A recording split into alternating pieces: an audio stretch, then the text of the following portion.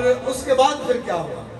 उसके बाद एक बड़ा अजीब मौजज़ा जो है वो वक़ूअ पज़ीर हुआ। और वो मौजज़ा क्या था? लिखा है पहला सलादीन 17 बाब और उसकी 15 में आया।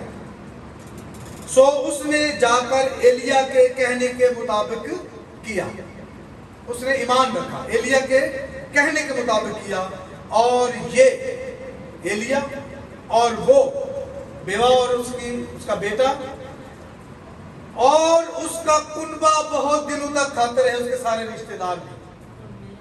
ठीक है, 1 साल एलिया ने कुवैत के नाले पर गुजारा, बाकी 2.5 साल उसने सारपत की बेवा के साथ गुजारा।